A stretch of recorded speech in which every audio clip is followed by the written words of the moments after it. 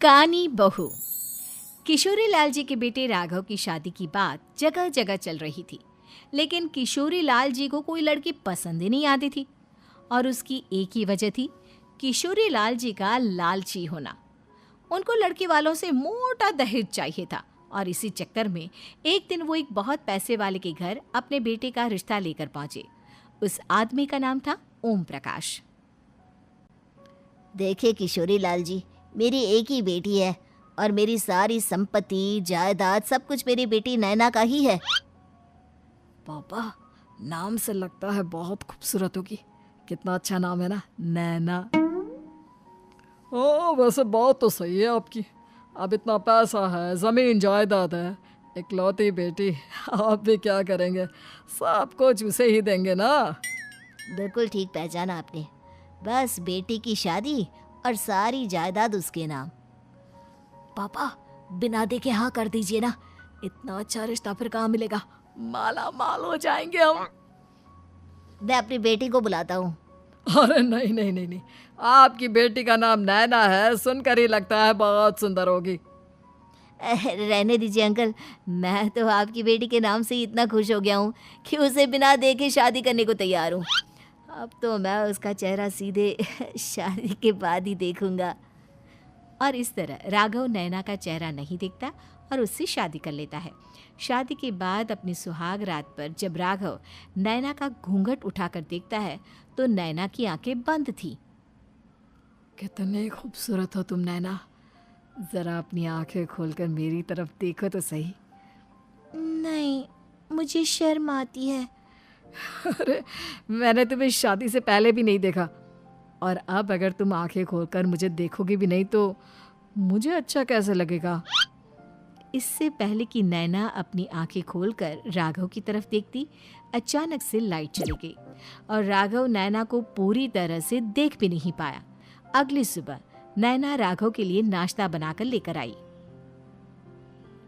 अरे ये क्या, आधा पराठा सीका हुआ है और आधा बिल्कुल कच्चा। ये तुमने क्या किया नैना? बहू, तुमने क्या आधा पराठा तवे से नीचे लटका कर रखा था, जो आधा सिका है और आधा कच्चा?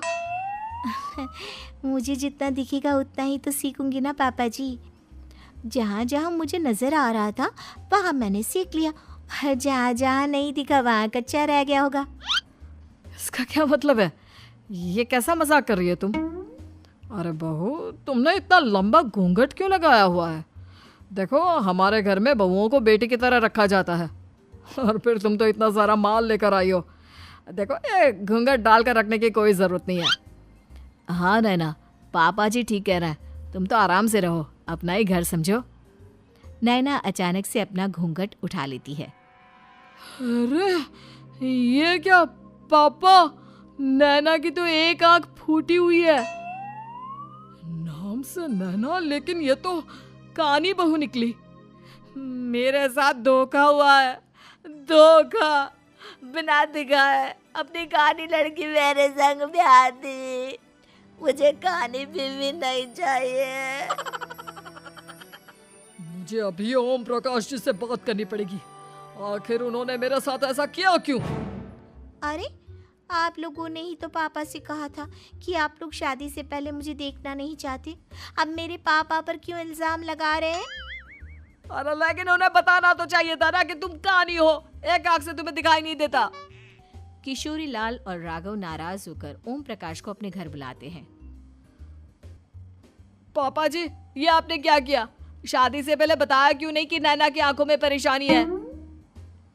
अरे, आप ही ने तो लड़की देखने से मना कर दिया था। अरे लेकिन आप बता तो सकते थे। आपको तो हमारी बेटी की प्रॉपर्टी चाहिए थी, वो भी पूरी की पूरी। अब क्या हुआ अगर उसे आधा दिखाई देता है? प्रॉपर्टी तो आपको पूरी मिल गई ना। अरे ये क्या बात हुई? मेरी शादी प्रॉपर्टी से नहीं, आपकी बेटी से हुई है। अब ये तो पहले सोचना चाहिए था, तब तो मेरी प्रॉपर्टी देखकर तुम्हारी जुबान लप लपा रही थी। लेकिन मैं कानी लड़की को अपनी बीवी बनाकर नहीं रख सकता। पापा, कुछ करिए ना आप। हाँ, करता हूँ। देखिए ओम प्रकाश जी, आप हमारे साथ ऐसा नहीं कर सकते।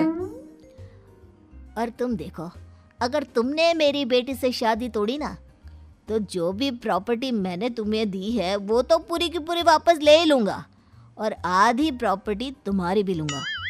अरे मेरी आधी प्रॉपर्टी भला क्यों लेंगे आप? इसलिए क्योंकि मेरी बेटी को आधा नज़र आता है और उसकी नज़र अभी तक तुम्हारी आधी जायदाद पर ही पड़ी है। अब तुम उसे घर से निकालोगे तो कुछ तो लेकर जाएगी ना। और अगर हम आपकी बेटी को अपने घर की बहू बना कर रखे तो? तो तुम्हारी पूरी प्रॉपर्टी तुम्हारी ही रहेगी, और जो मैंने तुम्हें दिया है ना, उसमें से बस मैं आधा लेकर जाऊंगा। अरे लेकिन अब आप अपनी दी हुई प्रॉपर्टी में से आधी वापस क्यों लेकर जाएंगे?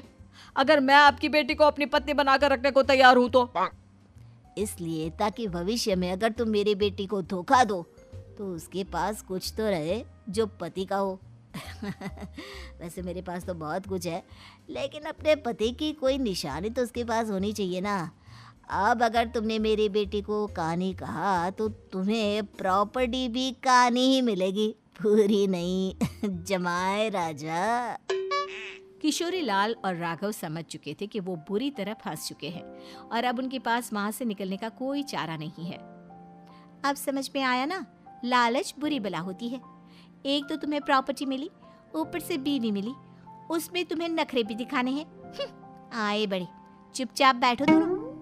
कुछ दिनों के बाद नैना राघव की कार लेकर बाजार घूमने निकलती है और जब कार लेकर वापस आती है, ये क्या? एक तरफ से मेरी गाड़ी पूरी खराब हो चुकी है। लगता है तुमने मेरी गाड़ी को किसी दूसरी गाड़ी के साथ एक्सीडेंट किया है। अरे अरे कितना बड़ा नुकसान कर दिया तुमने बहू। वो क्या है ना पापा जी, मुझे एक आंख से दिखाई नहीं दे रहा था, सामने से गाड़ी आ रही थी। मुझे तो सिर्फ आधा ही दिखाई दिया और वो गाड़ी मेरी कार से रगड़ते हुए निकल गई। अब मैं क्या करूं बताओ? आप इसे ठीक कराने के पैसे कौन देगा? तुम्हारे पापा? तुमने मुझसे इस तरह से बात की? अभी रुको। नैना राघव की शिकायत ओम प्रकाश को कर देती है।